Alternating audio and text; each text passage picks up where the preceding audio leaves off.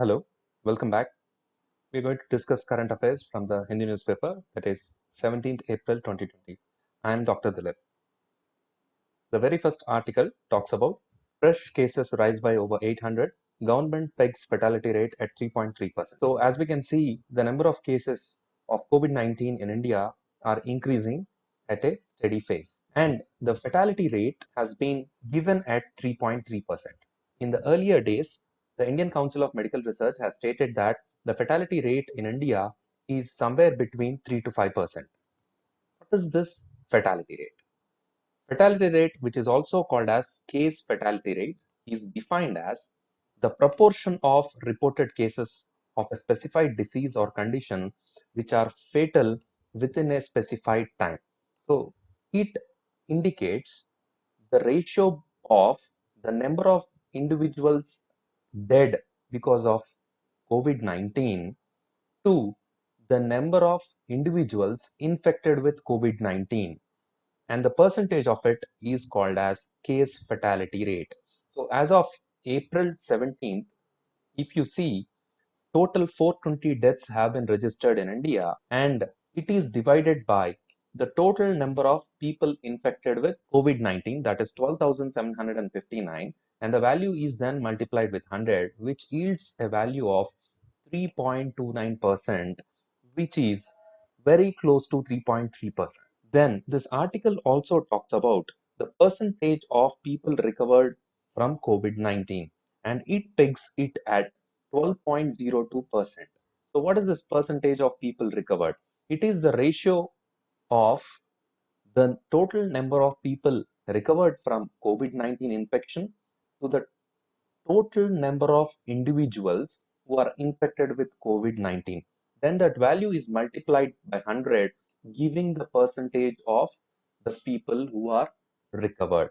That is nothing but as of April 17th, if you can see, total 1,541 individuals have been recovered from COVID-19 infection out of total 12,759 individuals who have been infected, which gives a value of 12.07%.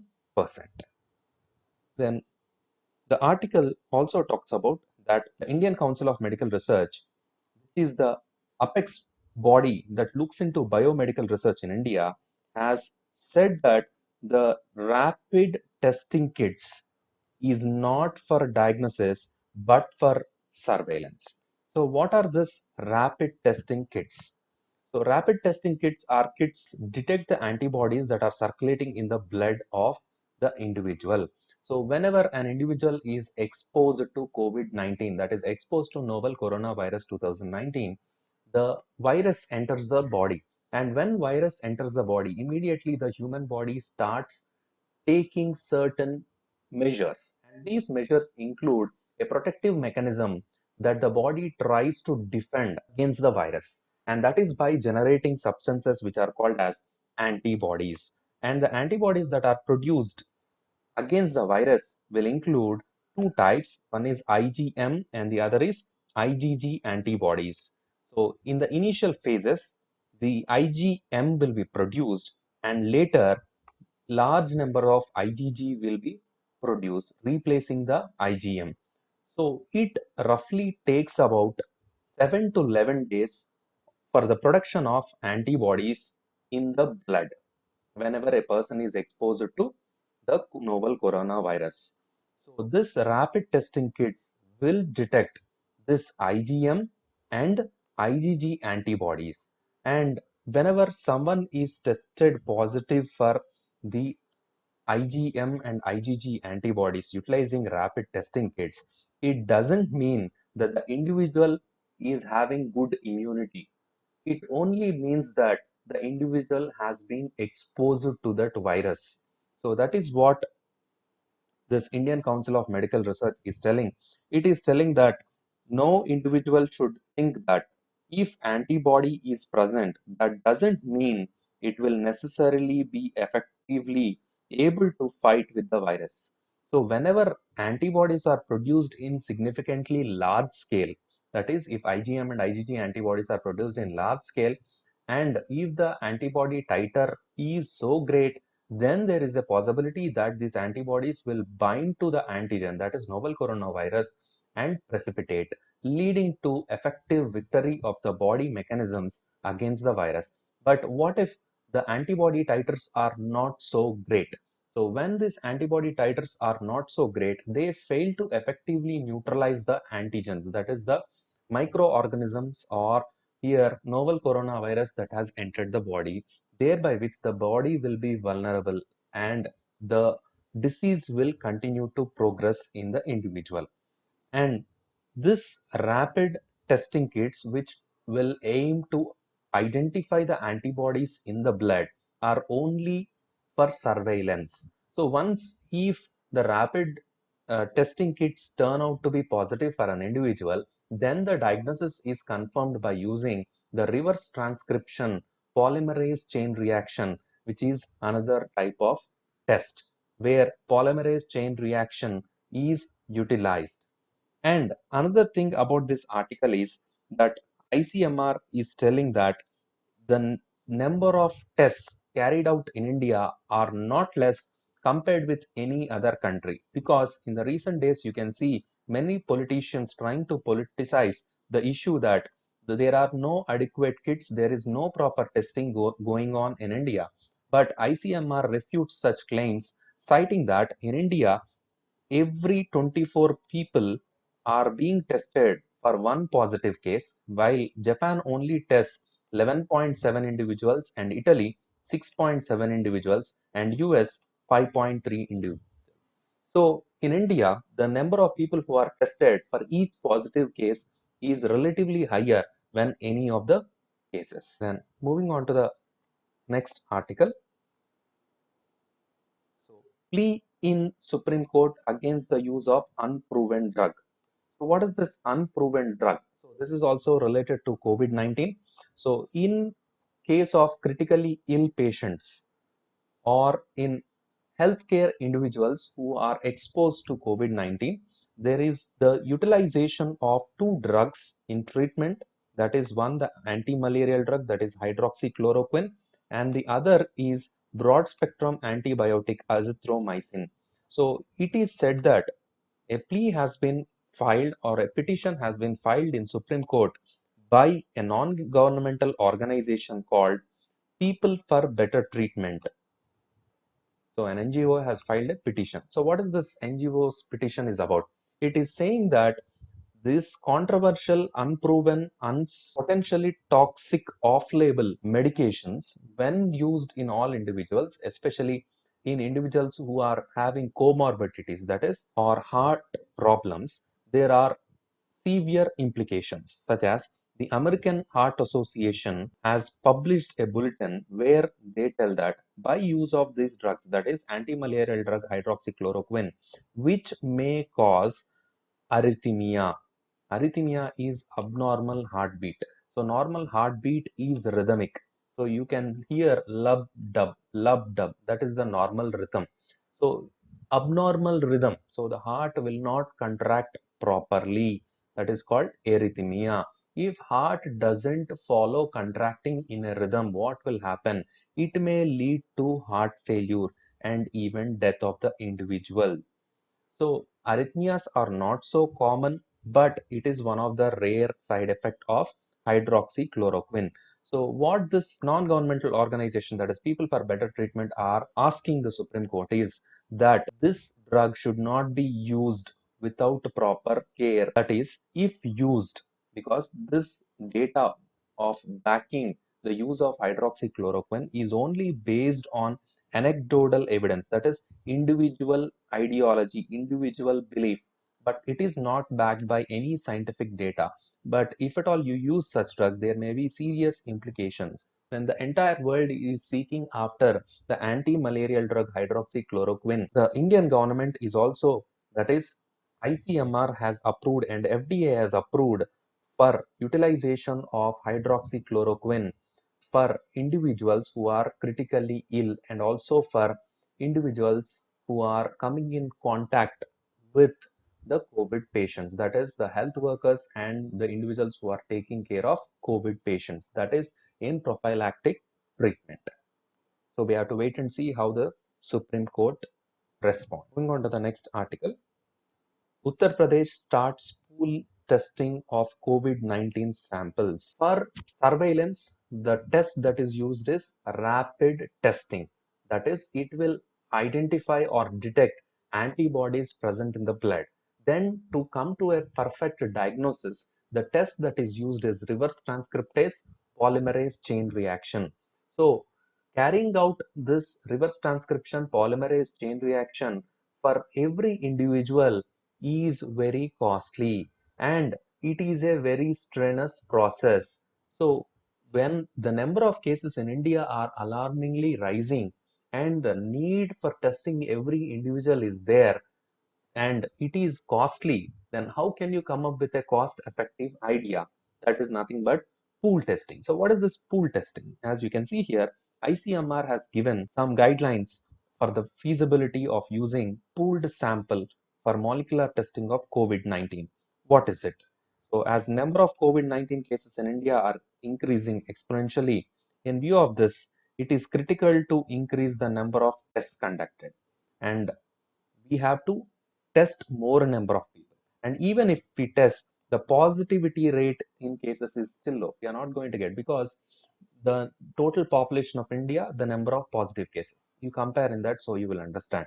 And it may help us to use the pool samples for screening. Then how can you use this? What is meant by pool sample or pool testing?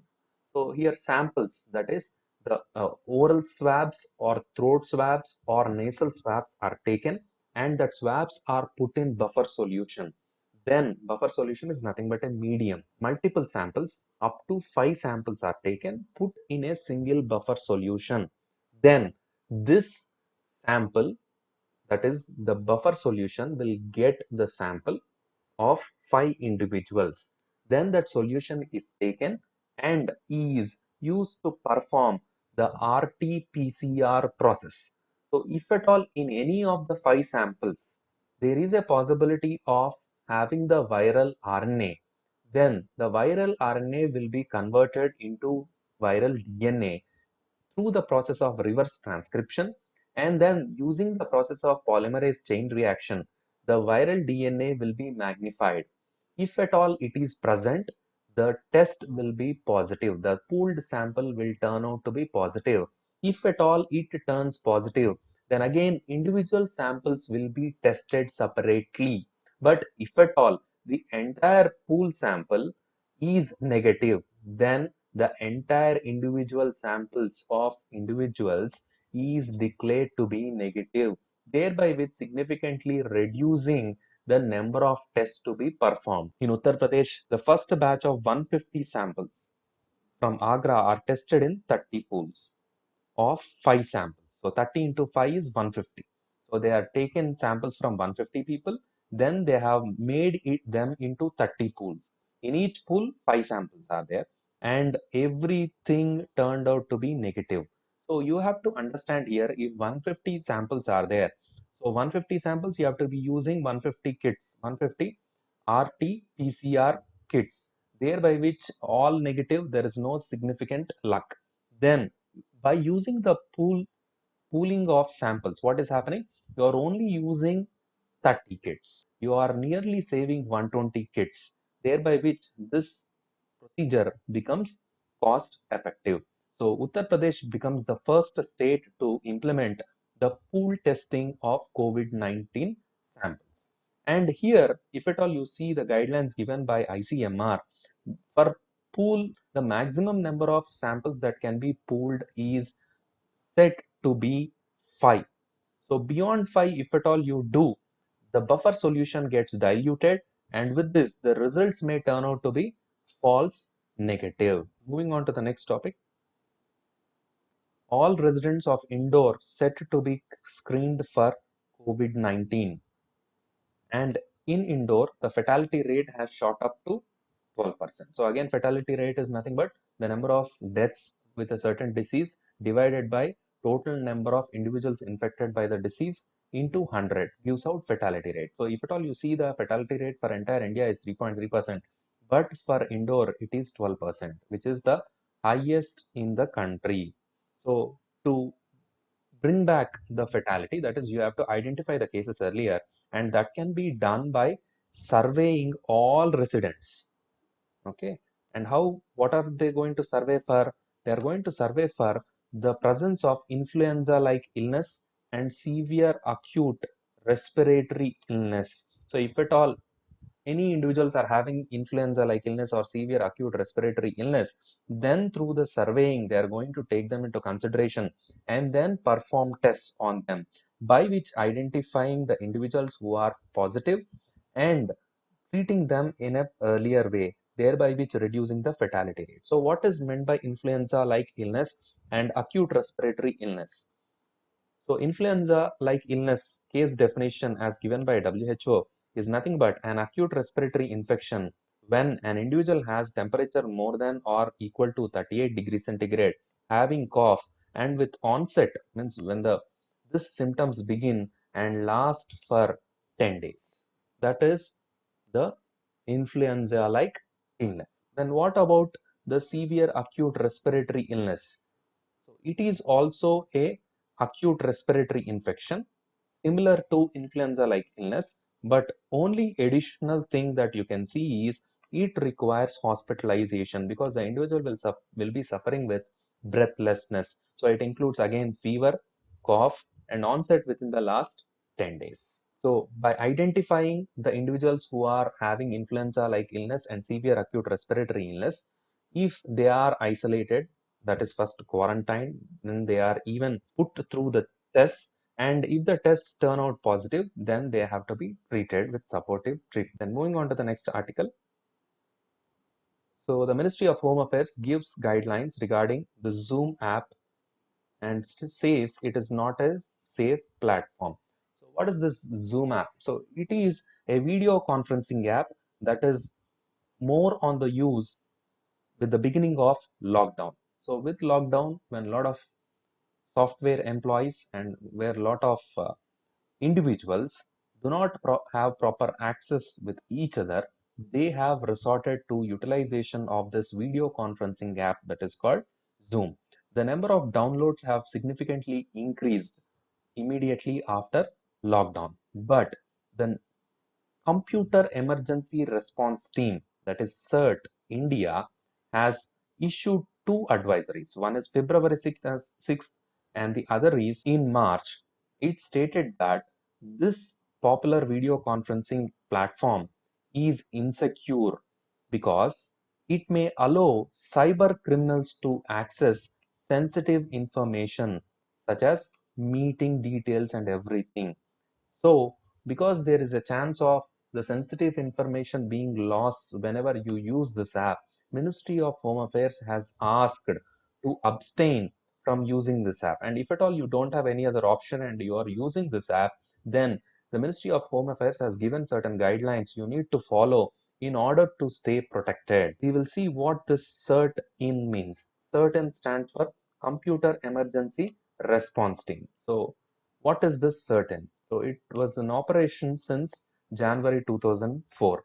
It constitutes the Indian cyber security community, which is the national nodal agency for responding to computer security incidents as and when they occur. So whenever there is a computer security incident, that is any virus attack or any worm attack, immediately the CERT-IN team comes into force and tries to give out solutions for the cyber security threat. So it continuously analyzes the cyber incidents and pass the best practices in order to minimize such incidents.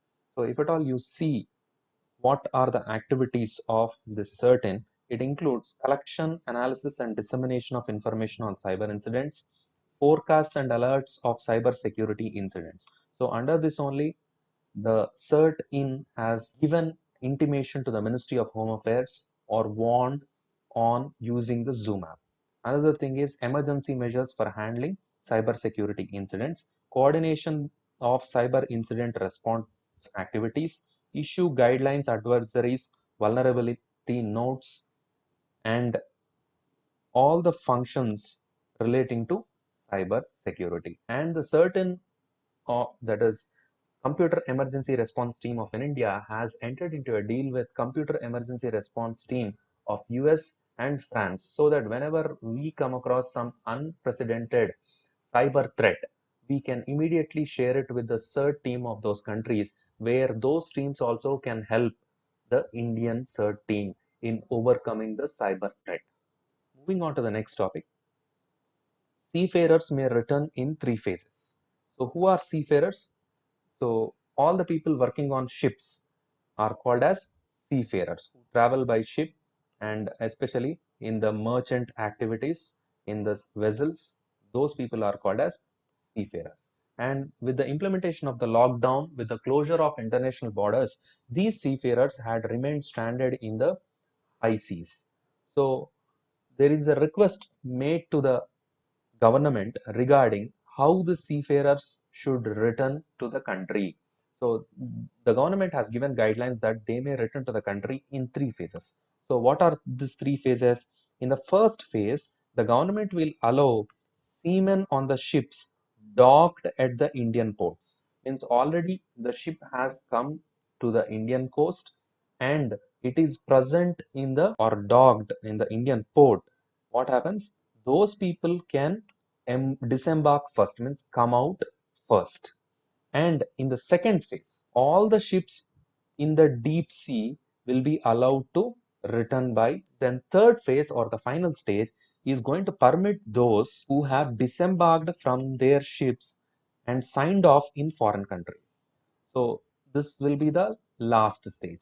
So why this being the last stage? Because these people have already entered into foreign countries, and travel from international foreign countries into our country has been banned.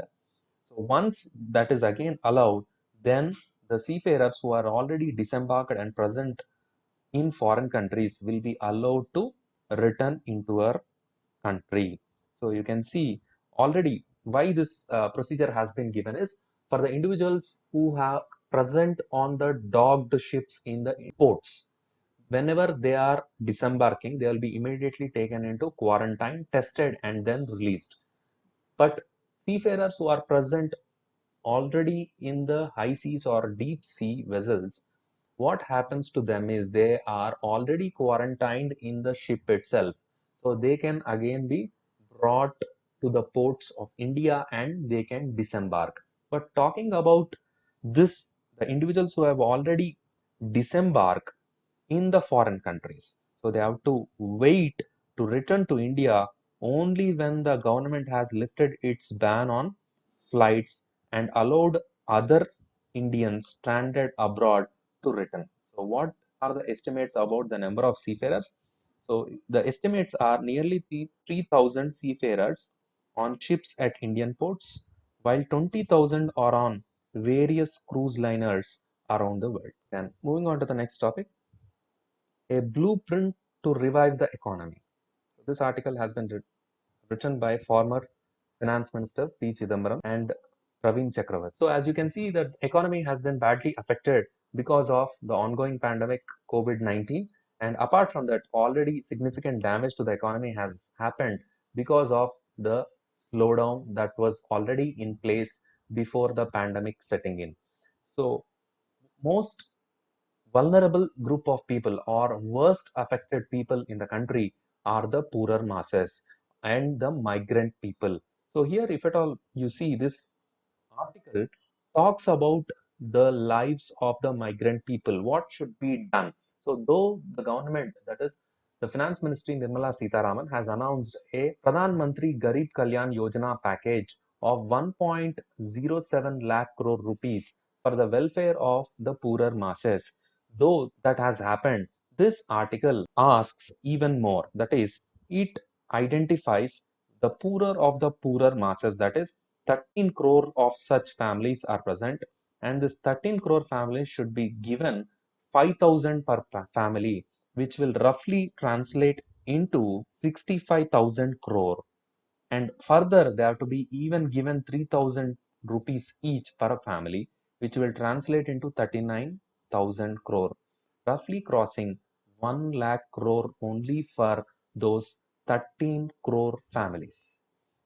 And not only cash incentives, but also immediate supply of ration, as we have seen in the yesterday's article written by Jean Dries, an Indian origin economist, who rightly says about a significant population of India has been left out of PDS, and those who have already been entitled for PDS are not receiving the ration in due time because of the transport hindrances that are happening because of lockdown. To overcome this, the supply chain has to be maintained, and for the economy to move forward, we need supply and demand, and the supply and demand challenges can be only met by providing stimulus. And how that stimulus can be given, as per this article, the demand can be given by putting enough money in the hands of people. That is what in the last aspect of the article we can see: printing money, which is nothing but helicopter money. Helicopter money or printing money is nothing but simply printing the money and then distributing it among the people, so that individuals will have more money in their hands, thereby which their purchasing parity will increase, which will in fact increase the demand. And when demand is increasing, automatically the manufacturing sectors can also bolster themselves to increase the production in order to meet the supply challenges. And apart from this article also talks about the funding the revival, that is slowly taking out lockdown in a step-by-step basis, by which more emphasis has to be given on the MSMEs, that is micro, small and medium enterprises, by which these MSMEs can increase the manufacturing in the country. Then moving on to the next article, police get 7-day custody of Navlaka. He is a civil rights campaigner who has surrendered before NIA on Tuesday. So Navlaka, who is accused of involvement in the Bhima Koregaon riots of 2018, we have to understand he has been booked under the Unlawful Activities Prevention Act. Bhima Koregaon is a place in Pune in Maharashtra. It was the seat of unrest back then in 2018. It is a tiny village and is associated with the extraordinary phase of the Maratha history. So, dating back to 1818, few Mahar soldiers, that is belonging to the Dalit community, who were a part of the East India Company, were led by British, and they have defeated the massive Peshwa army. So, this Mahar soldiers consider this incident as a great victory over the Brahminical hierarchy. So, seeing that the Peshwas, who are Brahmins, have been defeated in the hands of Mahars, a victory pillar has been erected, and that is called Vijay Stamp. And every year, a procession is taken where the Mahar community comes over there and tries to get inspiration from the Vijay Stamp, which reminds them of the victory of Mahar soldiers over the Peshwa army. So, when this was going on, it has erupted to lot of riots between the Marathas in that region and the Mahars, which has led to the unearthing of a conspiracy involving lot of human right activists and several people belonging to certain political parties. So, Unlawful Activities Prevention Act has been amended in 2019. So, it has been passed but yet to receive the assent of the President. So, under this act, the central government may designate an organization as terrorist organization if the organization commits or participates in act of terrorism, prepares for terrorism, promotes terrorism, or is otherwise involved in terrorism. So the bill additionally empowers the government to designate individuals as terrorists on the same grounds. So previously, this Unlawful Activities Prevention Act did not have this special clause, that is, the government designating individuals as terrorists. The government didn't have the right. But now, with the parliament passing this bill and waiting for the president assent, the government can designate individuals as terrorists. And what if they are designated as terrorists? So immediately they will be investigated by National Investigation Agency. And the NIA has even the right to seize the property of the individual who is implicated in this Unlawful Activities Prevention Act. Moving on to the next thing. The next article is about virtual reality. Telemedicine can help reach patients where access of medical care is difficult. So, with the onset of this global pandemic COVID-19, the problem is the normal hospitals or the normal OPDs, outpatient departments, have been closed. Only the hospitals that are running regarding maintenance and treatment of COVID-19 patients are allowed to work. Then what about the people who are affected with the normal ailments? That is, especially the women, the pregnant women and the children and the old people. Then how can they have access to treatment or medication? So this is a very old idea, that is nothing but telemedicine. With telemedicine, this gap of the individuals who are stranded at their homes, unable to go to hospitals to take the healthcare benefits, to approach the healthcare for solution to their health problems, can be done right from their homes, thereby which preventing the physical access and preventing the spread of COVID-19. So that is telemedicine. So telemedicine is nothing but the use of electronic information to communicate technologies to provide and support healthcare when distance separates the participants. So telemedicine was advocated to be used in rural areas. So when the people of remote villages do not have access to the healthcare facilities, they cannot be denied for that. Then what alternate do we have? The best alternative that was proposed was telemedicine. But before this onset of the pandemic, the concept of telemedicine did not get enough emphasis. Now, because of COVID-19, because of lockdown where individuals are restricted to their homes, the emphasis on telemedicine has again been brought into limelight. So what this telemedicine word stands for is telemedicine. Tele is a Greek word meaning distance, and medere in Latin word meaning to heal. So if at all you see the rural areas, it is said as per the National Health Mission, rural areas that are home to over 60% of population have access to less than 30% of doctors. And to overcome this, the option that is there is telemedicine. Moving to the next article, across the Gulf. India must do all it can to help the migrant workers stranded in West Asia. So the article talks about around 8 million people in Gulf Cooperation Council countries. So what are this?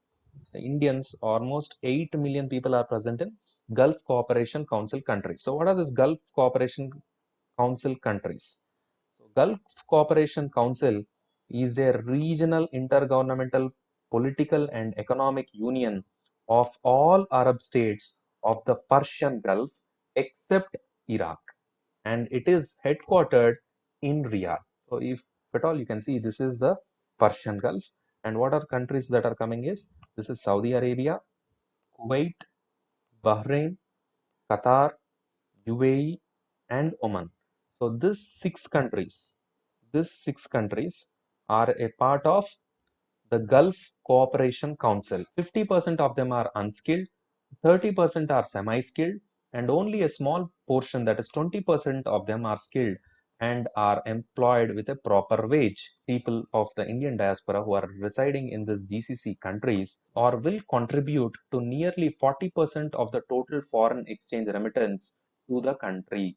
So they contribute significantly to the Indian economy, and labor is very vital in this Gulf Cooperation Council countries. So they are also a precious resource to these countries. And now because of COVID-19, a lot of them are stranded in this Gulf countries, and they cannot even practice the social distancing because their living conditions and working conditions do not favor such a practice. And even getting treatments is difficult. And so India must do all to help these individuals. India cannot abandon them. So Prime Minister Narendra Modi has been continuously in contact with the leaders of these GCC countries, and those people have assured that the Indian diaspora who are present in those countries will be effectively taken care of. Even the Chief Minister of Kerala, which is the state that has the largest immigrants in the Gulf countries, has asked them to be sent to India so that India can effectively take care. But it is good that the people can remain in the place where they are in order to effectively prevent or culminate the spread of infection. Apart from Kerala, the other states in which there is significant population who are residing in Gulf countries include Uttar Pradesh, Bihar, Punjab. And if you see, most COVID-19 positive Indians abroad are in the Gulf countries. And that Gulf countries include Kuwait, Qatar, Oman, UAE, Bahrain, and Saudi Arabia, which is nothing but the GCC countries, that is Gulf Cooperation Council. And this article entirely is about that these people who are present in those countries should not be allowed to move to our country or any other place because it will effectively increase the chances of spreading COVID-19. Then moving on to the next article, that is forest fires rage in Odisha. So forest fires are common phenomena.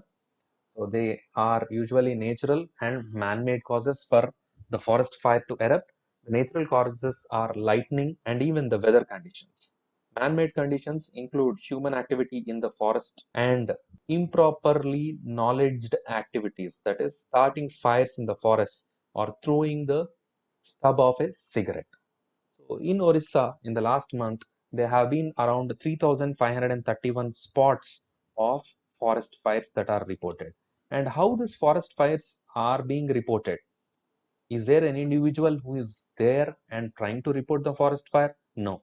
All this data has been known through the data that has been presented by satellite imageries of a satellite known as SNPP or Suomi National Polar Orbiting Partnership with VIIRS. You can see Suomi National Polar Orbiting Partnership Visible Infrared Imaging Radiometer Suite. So Forest Survey of India has been alerting on a real-time basis. And how is it doing this? So it is doing this because of the help of two sensor-based satellites, that is Aqua and Terra satellites of NASA since 2004. And starting from 2017, with the collaboration, that is the Forest Survey of India has incorporated another sensor, that is Suomi National Polar Orbiting Satellite. So with the help of these two, each satellite passes, that is the Aqua and Terra satellites passes over the country daily, and it gives fire alerts of 1 kilometer into 1 kilometer resolution pertaining to 10:30, 1:30, 10:30 p.m. and 1:30 a.m. This is how the forest fires are being monitored. Then moving on the next thing, the article is a case to use JEE main instead of JEE advanced this year. So this article has been written by the director of IIT Hyderabad. So what he tries to convey through this article is because of the lockdown, there has been an increased stress on the students who are preparing for this competitive examinations. So especially this article is concentrated over the students who are preparing for the JEE main and JEE advance. So JEE advance is nothing but IITJEE and JEE main is nothing but the previous AIEEE. So previously, if at all you see, this both exams used to be conducted in the same month, and people who always used to prefer to first go and get entitled to go and get seats in the JEE advance, that is IIT JEE. If at all they are left out, then they will choose other colleges. But there has been a change in the procedure.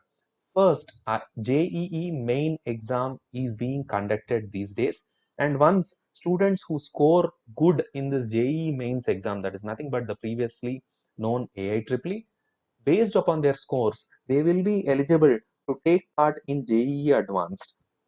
And when the results of JEE mains have been released, then they will appear for JEE advance. And once the results of JEE advance are out, then they can get enrolled in the IITs and their classes will begin. Now with the lockdown, exams haven't not been conducted and it will take significant time for the exam to be conducted. And this gap between JEE main and again conducting JEE advanced and then enrollment, then beginning of the academic year, because it will have a significant delay. To overcome that, the author of this article advocates that this year, rather than having this both exams, that is JEE Main and JEE Advanced, we can do away with JEE Advanced and we can have a single exam, that is JEE Main, to have enrollment of students into the IITs also. So why he does emphasize on having this JEE exam instead of having a JEE Advanced? So he quotes that there is no much significant difference between JEE Main and JEE Advanced based upon certain data that is present. So what the data quotes is about 90% of the students have rank differences or less than of 100 places. You can see over 90% of students have a rank difference of less than 100 places when comparing JEE Main and JEE Advanced. So by having a single exam, that is JEE Mains, and doing away with the JEE Advanced, what happens is the students will be having adequate time to prepare for JEE Main, and with this the classes can commence earlier without having impact on their academic year. Moving on to the next topic, Mumbai team develops voice-based test. So what is this voice-based test? So this voice-based test is basically as a screening test to identify COVID-19. So a university in Rome is conducting a pilot run for a patented artificial intelligence based tool developed by three biotechnology students and a professor from Mumbai. So how this is going to function? So this app is an app or a tool that can be used on smartphones, and it is going to use artificial intelligence for detection of COVID-19. How they are going to do that? Basically, the key component is timbre. So what is timbre? Timbre is the quality of auditory sensations produced by the tone of a sound wave. So whenever an individual is healthy, the tone of the sound wave produced whenever the individual is talking or whenever the individual is breathing is different from the timbre that is produced whenever the individual is sick or having COVID-19. So human ear cannot differentiate it, but it is said that each human voice has about 6,300 parameters. And this, when taken into consideration, they can identify the difference in timbre by which they can screen individuals, and this method has said to be efficient in identifying the COVID-19 patients with up to 98% accuracy. And this can be used by as someone speaks to the microphone on the app, and the tool breaks down the voice into multiple parameters such as frequency and noise distortion. So these values will be compared to normal persons and they can be identified. So what is meant by artificial intelligence? Artificial intelligence refers to simulation of human intelligence in machines that are programmed to think like humans and mimic their actions. The term may also be applied to any machine that exhibits traits associated with a human mind, such as learning and problem solving. So, a very good example that we can see is if at all you are browsing about some information on Google and then you open certain other web page, you will see the advertisements that are tailored to your previous searches. So this is an example of artificial intelligence. Example, you search for a book on the internet on a certain web page. Then again you open another web page. Then you will find suggestions regarding to that particular book. And this is possible because Google uses artificial intelligence on day-to-day basis. So applications of artificial intelligence are endless. Example, the self-driving cars. And also they can be used in the healthcare industry for dosing drugs and different treatment in patients, because every patient may not require the same amount of dosage, and the body of the individual will also respond differently from one individual to another individual. So dosing will also differ, and that can be known using artificial intelligence. Then moving on to the next topic, China may have conducted nuclear tests, US. So United States claims that China might have conducted a nuclear test based on the data that has been published by the Wall Street Journal. So US claims that Beijing has conducted a zero yield test at a site in China called Lopnur Nuclear Test Site. Throughout the 2019, the preparations have been made. So what is the zero yield? So whenever a nuclear detonation happens or nuclear test is conducted, because of the chain reaction, certain amount of energy is released, certain amount of nuclear material is released. That amount of energy that is released is called nuclear yield. So here, what is zero yield? Zero yield refers to a nuclear test in which there is no explosive chain reaction of the type ignited by detonation of a nuclear warhead. So here, whenever the nuclear warhead is detonated, there is no explosive chain reaction, but only they are going to see whether it is exploding or not. But that is not leading to a chain reaction. So we have low nuclear yield tests, high nuclear yield tests. So here, what US is telling is it is a zero yield test, and because of that many people aren't aware. And here, as these countries, all the countries in the world are continuously monitored by the Comprehensive Test Ban Treaty Organization, which is designed to continuously monitor such activities throughout the world. So the Comprehensive Test Ban Treaty, if you see, it is a treaty that bans nuclear explosions by everyone everywhere on the Earth's surface, in the atmosphere, underwater, and underground. So US tells that China has conducted this nuclear test in underground. So why is this CTBT important? So this comprehensive nuclear test ban treaty, it makes very difficult for countries to develop nuclear bombs for the first time. And if at all they develop, it prevents the huge damage caused by this nuclear detonation, that is radioactivity, explosion to humans, animals, and plants. So if you see how this CTBT or Comprehensive Test Ban Nuclear Test Ban Treaty is working, it will continuously collect the data from various nuclear detonation sites. So what they do is verification regime to make sure that no nuclear explosion goes undetected. It will continuously gather data, and how that it is making, it will have international monitoring systems.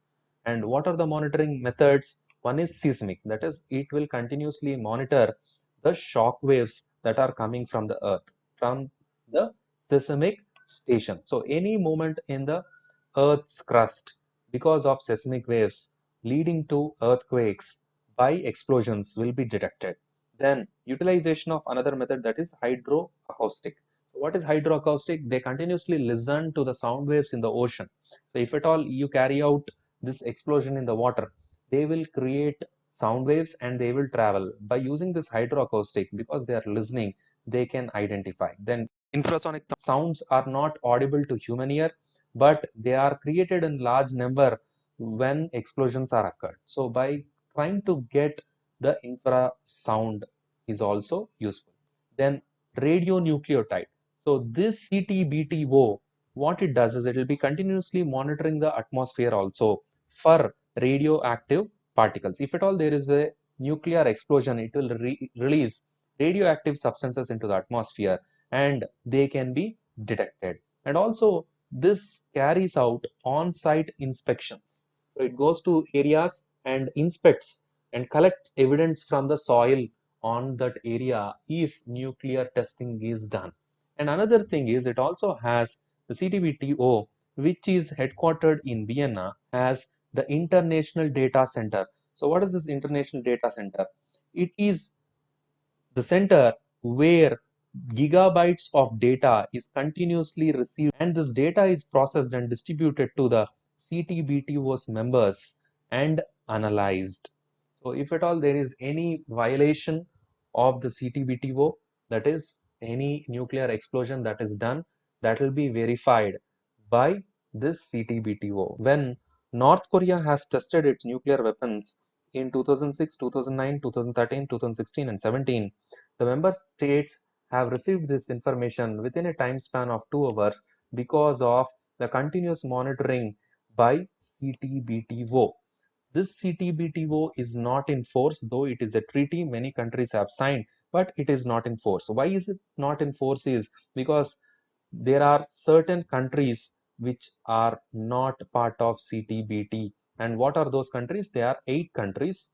They are China, Egypt, India, Iran, Israel, North Korea, Pakistan, and USA.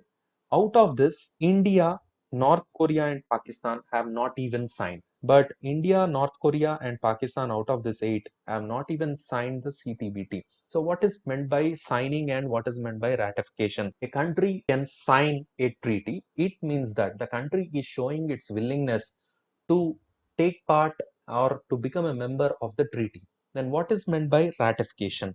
So, once a country has signed, then the treaty will be presented in the parliament or legislature of that country. When the parliament of the country gives assent or gives approval of the treaty, then that treaty is said to be ratified by the country. Once the parliament gives its approval, then it will be created as a document and stored in the UN for further use. Then moving on to the next thing, extend Brexit transition, says IM. What is Brexit and why there is a necessity to extend the transition? Brexit is nothing but British exit from European Union or EU leaving from European Union. Based on a referendum that was held in June 2016, the British have voted for a 52% of leave European Union. So what is European Union?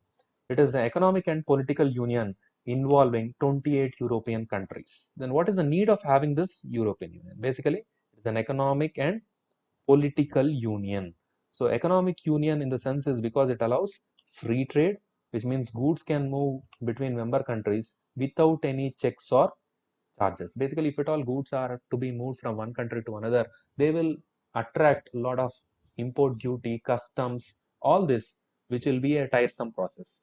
But in European Union, when the goods are moved from one country to another country within the union, it will not attract any extra charges. And also, European Union also allows free movement of people, and that area is called Schengen area, and UK has joined European Union in 1973, and it has voted to leave European Union in 2016, and it has left European Union on 31st January 2020, which is called as the Brexit Day. So the Britain exit from European Union, which is called Brexit, it has happened on 31st January 2020. But this is not a simple process that it can be achieved in a single day.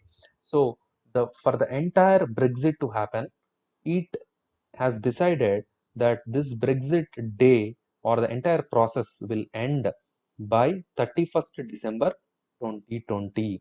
And now when the world is affected by the COVID-19 pandemic, which is a significant effect to the global economy.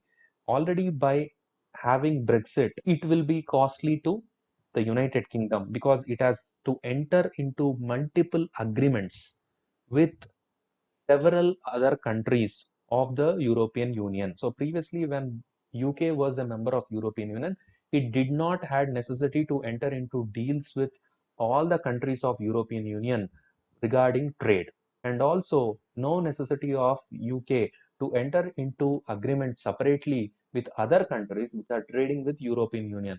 But right now, because European Union is there and Britain has exited from it, Britain has to negotiate new trade deals with all the other countries outside European Union. It will take a significant amount of time and it can further affect the trade of, that is nothing but affect the economy of UK.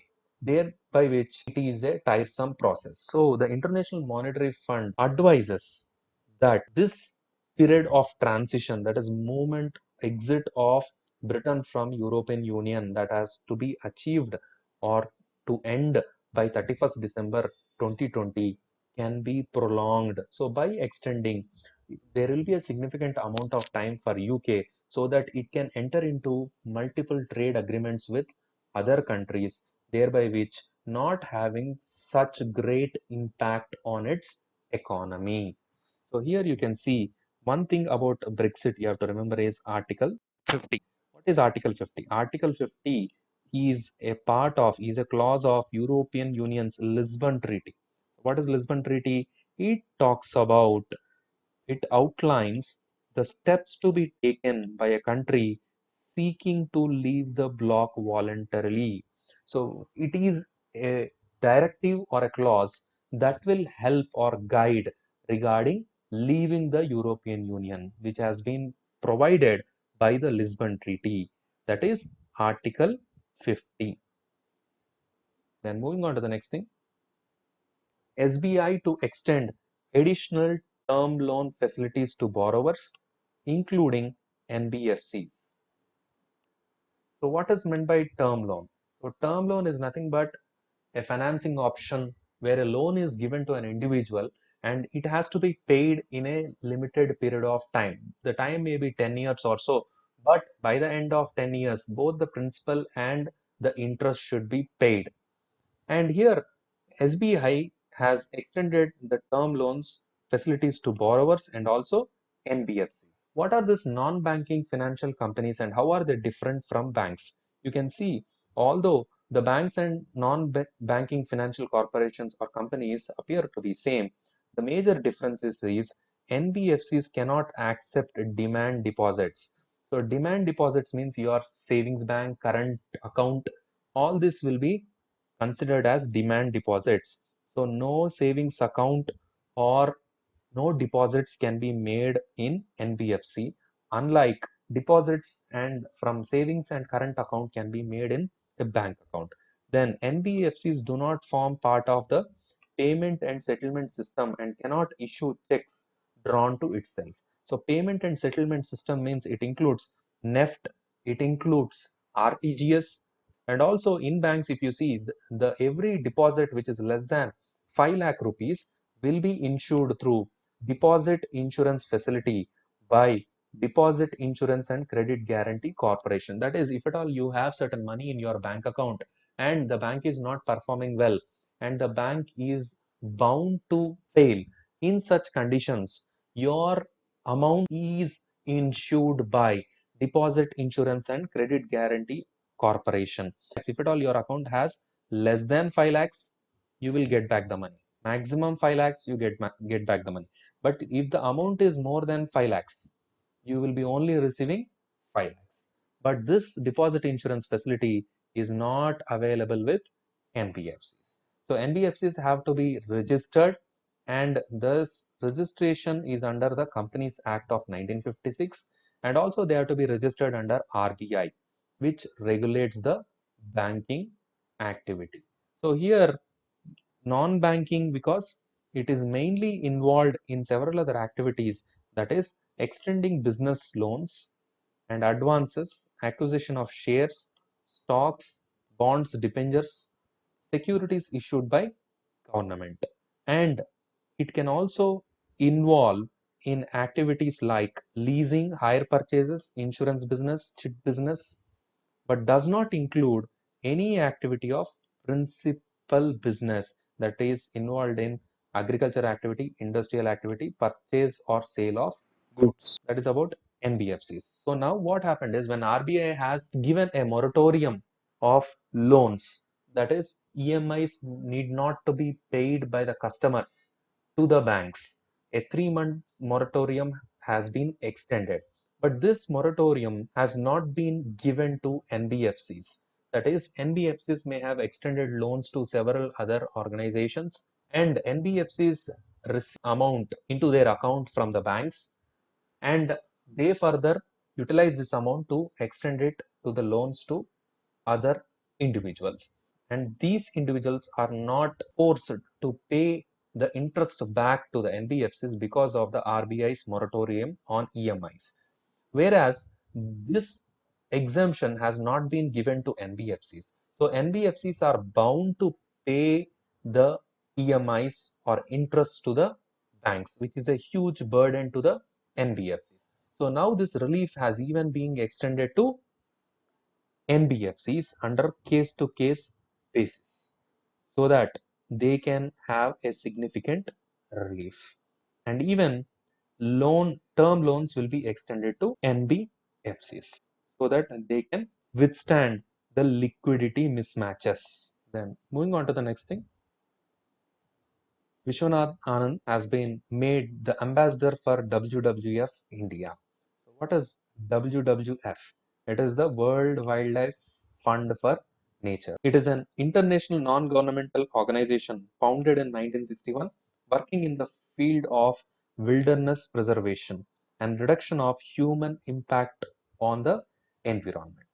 So if you see, WWF is the world's largest conservation organization, and it publishes a report which is called The Living Planet.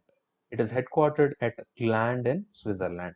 So basic idea of WWF is to protect or conserve the environment and limit the effect of human intervention. So from India, Mr. Vishwanath Anand has been made the WWF India ambassador. Then moving on to the next thing. So a pit viper that has been recently discovered in Arunachal Pradesh has been named related to the novel of Harry Potter. So the name of the pit viper is Trimeresurus Salazar. So in Harry Potter, there are different houses, and one house name is Salazar Slytherin. So getting inspiration from that, the snake has been named as Trimeresurus Salazar, and this snake is a viper. It is a green pit viper. So have vipers are poisonous snakes, and their venom is hemotoxic. Hemotoxic in the sense is it destroys the blood cells. And apart from this green pit viper, which is named as Trimeresurus salazar, other types of pit vipers have been found in the state of Arunachal Pradesh, and they have been predominantly found in the Pakke Tiger Reserve. So, in this article, we can find a single word, Pakke Tiger Reserve. So, what is this Pakke Tiger Reserve? So, it falls within the Eastern Himalaya Biodiversity Hotspot. So we have different types of hotspots, biodiversity hotspots. So what is a biodiversity hotspot? Biodiversity hotspot is a place where there was significant amount of biodiversity, but that is being depleted or that is being lost on a large scale. Then that area is called as biodiversity hotspot. We have criteria for that. And this Pakka Tiger Reserve is also called as Pakui Tiger Reserve. And this tiger reserve is known to be inhabited by hornbills. And why this Pakke Tiger Reserve is in news apart from the presence of the pit vipers? That is, the Pakke Tiger Reserve were recently in news because of Arunachal Pradesh government was planning a 40-kilometer road as a part of East-West Industrial Corridor passing through this Pakke Tiger Reserve and extending into Nameri Tiger Reserve in Assam. So because a lot of concern was raised about the damage to the Pakke Tiger Reserve, the Arunachal Pradesh government has temporarily halted the project. And moving on, next article is Insurers' Capital Liquidity may be adversely impacted, says IRDAI. So insurers means all the insurance companies. Capital is money. Liquidity is the presence of liquid cash may be adversely affected because of IRDA. IRDA is the Insurance Regulatory and Development Authority of India, which is the regulating authority regarding to insurance in India.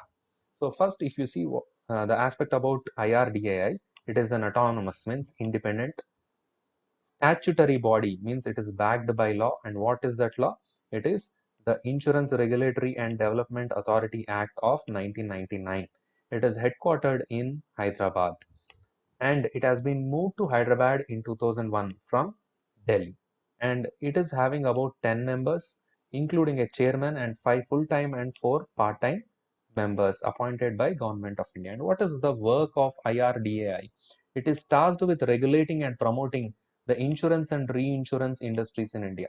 So all insurance companies in India come under the regulation of IRDAI. So what this IRDAI has said is, we will see that it wants insurance companies to critically examine their capital availability and solvency margin for the current financial year 2020 to 2021. So what is meant by capital availability? Means the presence of money. How much money do they have? And solvency margin. So what is meant by solvency margin? It is the ratio of risk to the assets, that is called solvency margin. It advises their boards to undertake an exercise.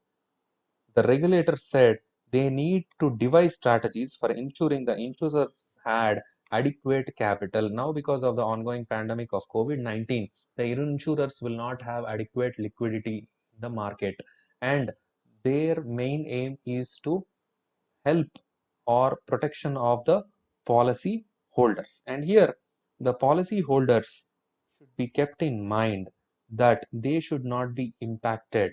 So whenever you talk about the insurance company works on the basis of taking the premium amount, and with this it is also going to settle the claims that come in. And here, if at all its assets are not adequate to meet its risks, that is, if more number of claims are made than what assets it has, then the insurance companies will fail.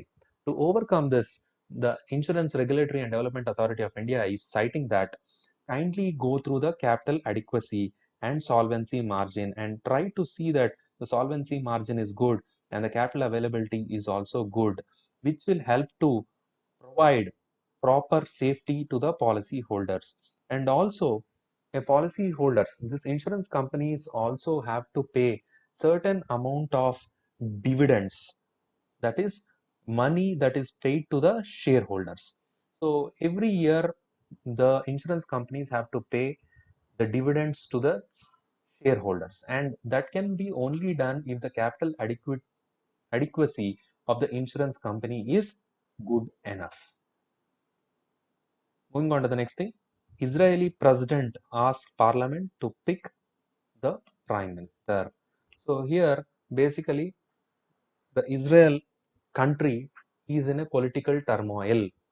So we have to understand how elections happen or how the prime minister of Israel is elected. So the total number of seats in the Senate, that is the Parliament of Israel, which is called as Senate, is fixed at 120. There are no districts whatsoever in Israel.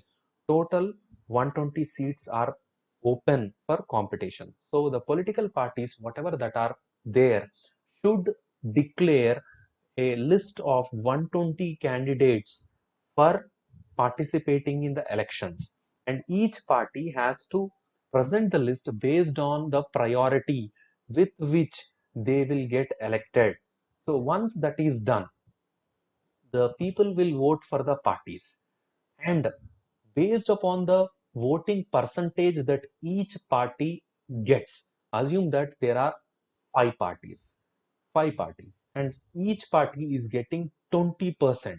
So out of the 120 candidates list, the first 20, because assume one party is getting 20% of seats. So out of 100, 20% is 20 seats.